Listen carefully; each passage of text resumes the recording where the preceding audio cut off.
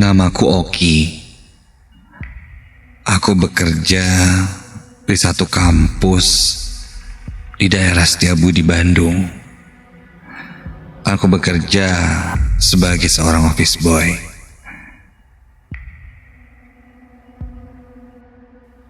Belum lama aku bekerja di sini. Saat itu aku ditugaskan untuk menjadi OB di salah satu gedung fakultas yang mempunyai 5 lantai.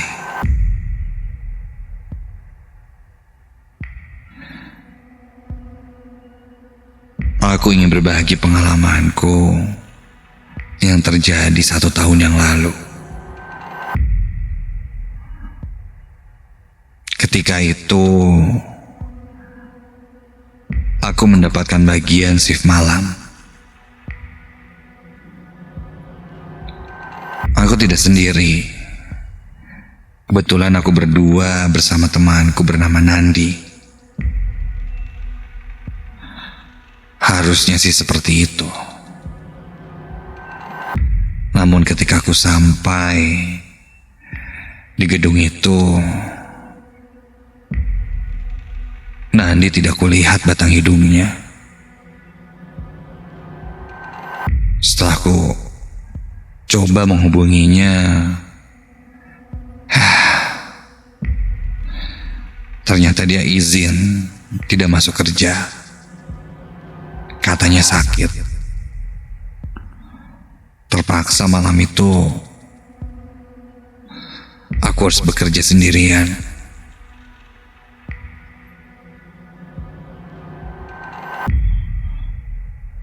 Aku pun mulai membersihkan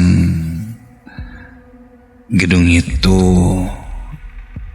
dimulai dari lantai 5.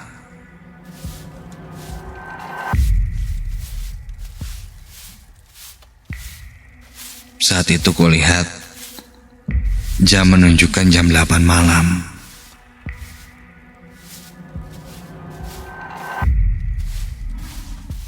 Kelas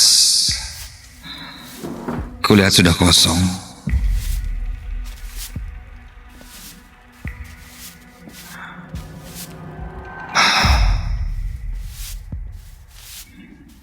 Dan aku pun mulai membersihkan ruangan kelas. Sesekali kadang ku dengar suara ada orang yang tertawa dari lantai bawah. Karena memang beberapa mahasiswa masih sering menongkrong. Tapi lambat laun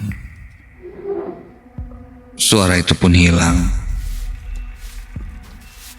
Semakin malam, gedung ini semakin sepi, hening, seperti kuburan.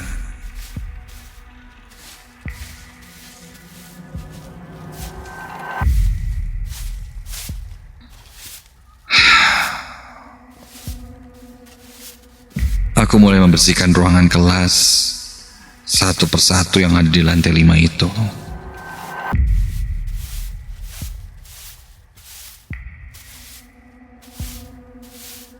Suara langkah kakiku ataupun ketika aku menggeser meja terdengar menyeruak di seluruh ruangan.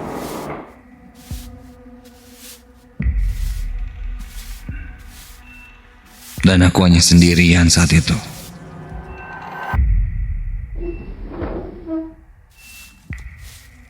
Tidak ada perasaan aneh sama sekali.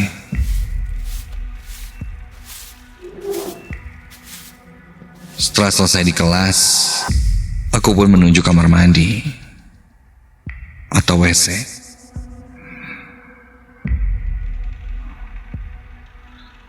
Belum aku masuk ke dalam WC laki-laki, aku mendengar suara keran air di WC itu menyala. menyala dengan keras. Sampai-sampai suaranya menggema dan bergemuruh di seisi ruangan itu.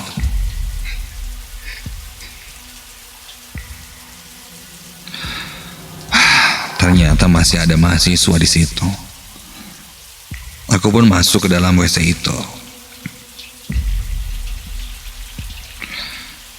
Dan ketika kulihat dengan seksama di dalam WC itu, semua pintu biliknya terbuka semua, dan keran itu masih terdengar menyala.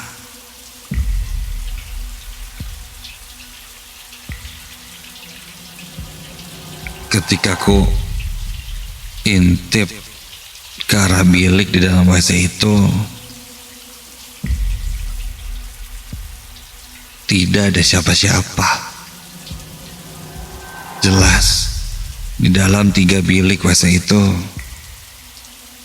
tidak ada siapa-siapa.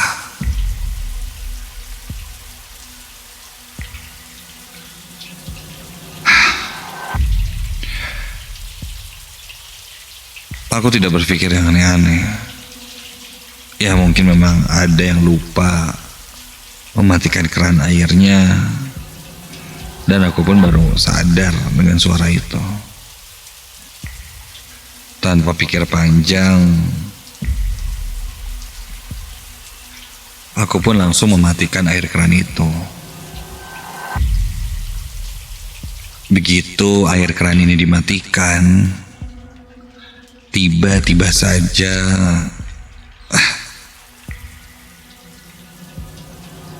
aku mendengar lagi ada suara keran air yang menyala dengan sendirinya. Kali ini tidak di ruangan ini. Suaranya agak jauh.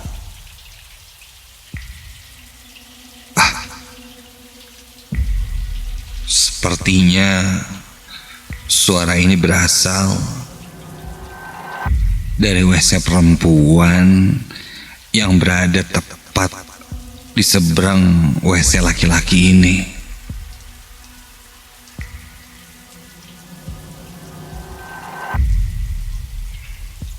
Apa sih nih? Bocor gitu? Masa? Aku pun coba cek ke dalam WC perempuan.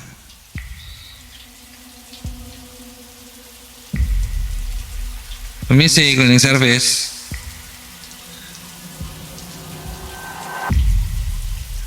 Karena tak ada jawaban apapun, aku pun masuk ke dalam WC itu.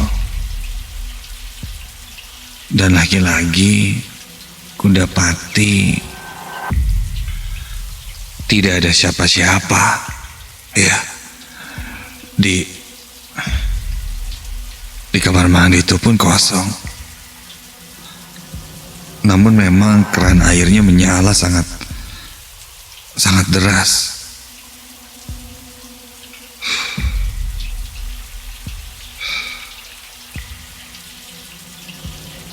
Di sana bulu kuduku berdiri, merinding.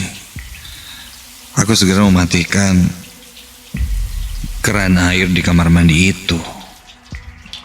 Lalu tanpa pikir panjang, aku langsung keluar dari WC perempuan itu. Aku pun mengumpulkan keberanianku untuk lanjut membereskan lantai 5 itu. Sampai ketika aku sadar, ketika aku berjalan di koridor atau lorong menuju lift, di lorong itu aku melihat ada seorang perempuan yang sedang berdiri dan tangannya terlihat memegang buku. Apa mungkin masih ada kelas ya? Kulihat perempuan itu berambut panjang sepunggung, memakai baju berwarna putih, dan memakai celana jeans. Ya seperti layaknya anak-anak kampus biasa. Penasaran, aku pun bertanya padanya. Maaf teh, apa ada jadwal kelas lagi? Dia hanya mengangguk dengan sangat pelan dan tanpa melihat ke arahku.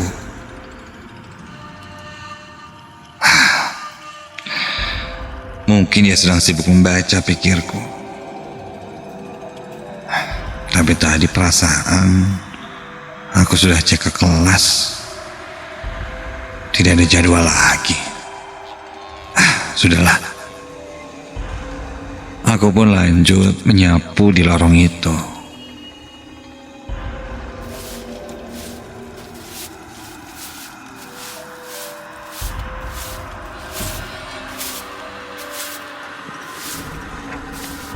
Belum sampai 1 menit, aku membersihkan lorong itu. Ketika aku tengok ke belakang, loh, perempuan yang sedang berdiri membaca buku itu tiba-tiba saja hilang. Mana? Padahal jika dia berjalan atau berlari, pasti akan sangat terdengar. Karena lorong ini sepi dan cenderung menggema jika ada yang berjalan. Aku cek kembali ke kelas demi kelas. Jelas, perempuan itu tidak ada. Sampai aku cek lagi di kelas paling ujung.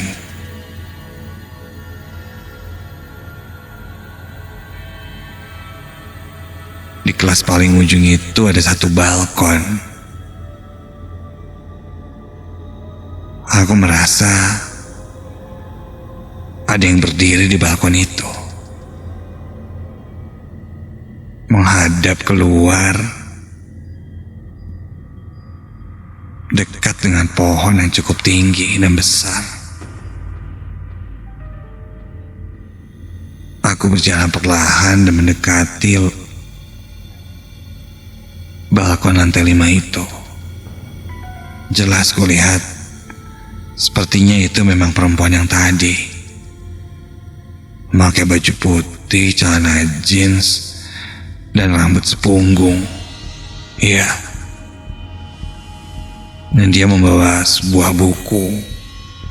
Entah buku apa itu. Aku tidak lihat persis wajahnya, karena dia berdiri membelakangiku.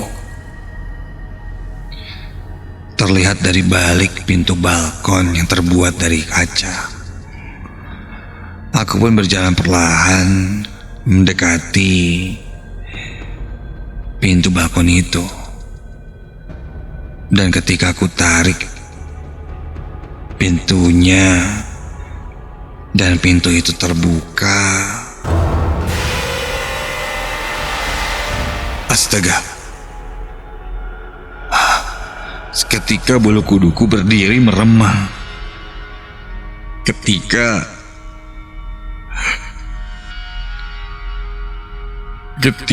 yang kulihat di balkon itu, kini sosoknya berubah. Kali ini wajahnya sangat pucat, matanya hitam, dan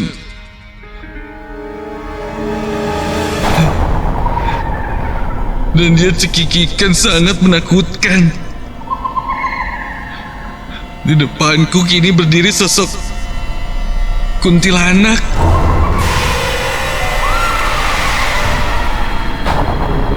Saking kagetnya, kakiku menjadi lemas. Aku berusaha sekuat tenaga untuk berlari, namun tidak bisa. Seperti terkunci.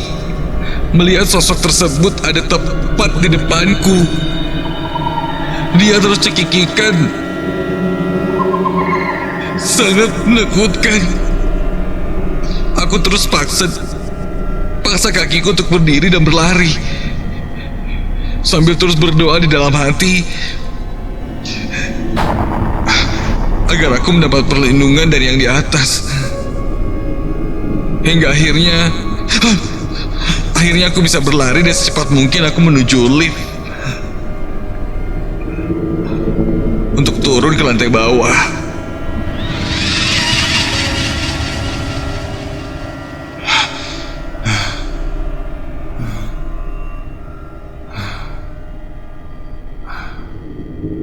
Sampai di bawah, perasaanku sudah mulai lega. Aku masih tidak menyangka rasanya seperti mimpi. Dan buru-buru setelah itu aku langsung pulang ke rumah. Esok harinya di kampus aku ceritakan kejadian yang aku alami itu pada teman-teman.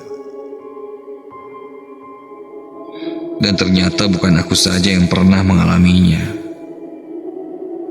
Temanku pun juga pernah melihat sosok perempuan di lantai 5 itu. Konon, dulu ada seorang perempuan yang bunuh diri di lantai 5 itu. Katanya karena hamil di luar nikah.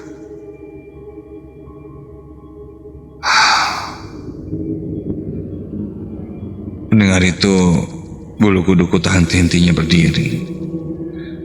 Mungkin yang kulihat itu adalah sosok perempuan yang pernah bunuh diri di lantai 5 itu.